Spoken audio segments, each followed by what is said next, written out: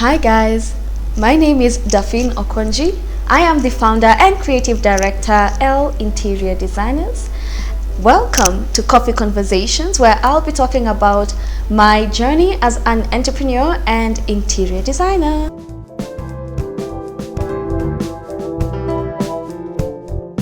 So what does it take to be a successful interior designer in Africa? I think it's very important that we put that in Africa at the end of this statement, because there are several challenges that are specific to the African market that possibly could not apply in the European or American market. So it takes resilience, a lot of resilience.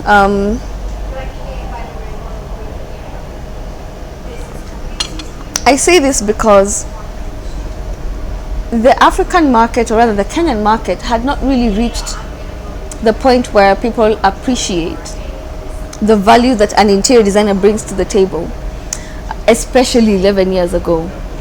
You say you're an interior designer and people think you're a tailor who stitches curtains.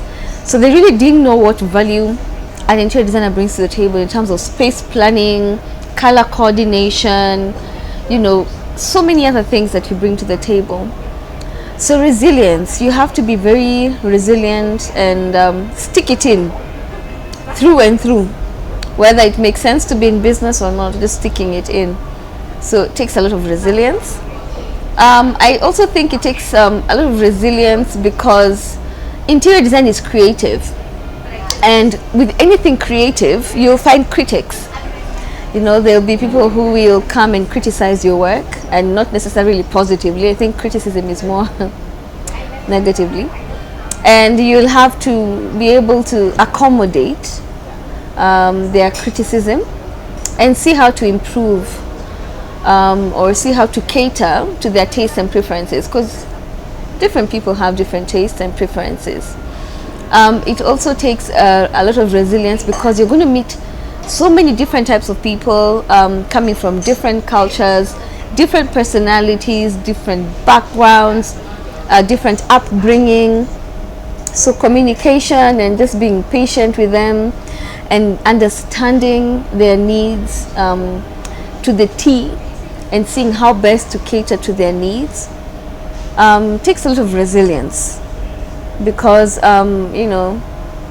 people are different. Let's just say that people are different, and not many people or clients will not want to understand you as a designer, but it's the other way around. It's you to understand your client and see how best to cater to their space and cater to their needs. So interior design is it's complicated, because basically you're understanding somebody's mind or psyche and creating a space that will make this person happy. So basically you're getting what is in the mind and you're bringing it to reality. And as an interior designer, that is your work, to take what is in somebody's mind and heart and to bring it to life and to sort of make it physically enjoyable for the people who will be in that space. So it takes a lot of understanding. And you have to be a very good listener, because you cannot let anything slip through the cracks. You need to be able to imbibe everything that the client is telling you and make sense of it and see how exactly to incorporate it into the space.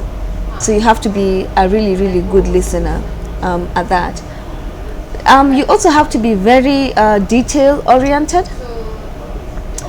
You cannot just pick anything and everything that looks beautiful in the showroom to put in a space just because it looks beautiful. There has to be justification for why something deserves to be in that space. There has to be a background. Are we working from a color palette that is guided by somebody's taste and preferences, that has guided us to a color palette that is helping us build on the space, taste and preferences in terms of style? How are we putting together the style? How are we putting together the space also to fit into our client's budget? It's important to appreciate that different clients can afford different things. We all have, some people have deeper pockets, others have shallower pockets. So how can you bring all these people together as your clients and still create beautiful spaces for them? So basically you have to be a very good resource manager, because you're going to be managing time, you're going to be managing money, and you're going to be managing people. Time management is critical to be a successful interior designer. From the time you meet your client, to the time you submit your proposal, to the time you give your client as a work schedule, project execution phase, to the delivery time and handover. Time management is very, very critical. It can break you as an interior designer. It's also very important to be a good people manager. You're going to be managing a lot of people, teams, from people who work with you or for you, your employees, that is, your staff members, to different trades, your electrician, your tiler, your painters, your plumbers. You're also going to be managing your suppliers.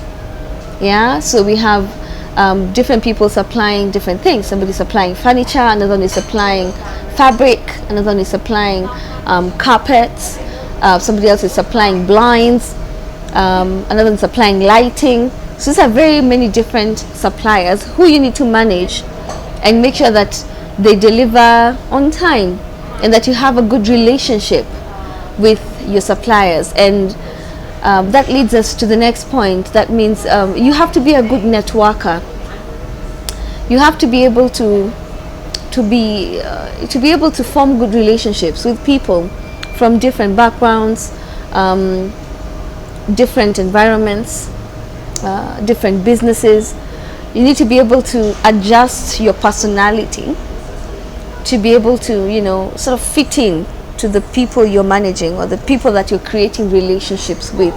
And networking also goes beyond just you networking with your team.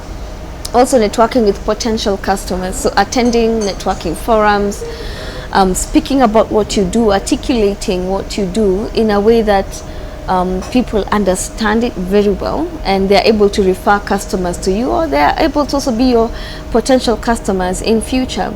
It's very important that you be sociable and a networker. It's important for you to also have good business management skills, because there are 3 B's that we always talk about in my classes, my mentorship classes. And the 3 B's are busy but broke. And there are very many people out there who are busy but broke. And that is something that I always insist to my prodigies that we need to avoid. We have to be busy, but in an economic sense, make money as well.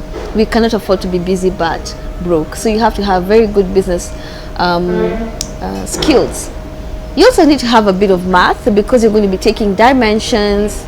You're going to be using those dimensions to create quotations for your clients, and your quotations need to have proper margins that will make economic sense for you to continue being in business.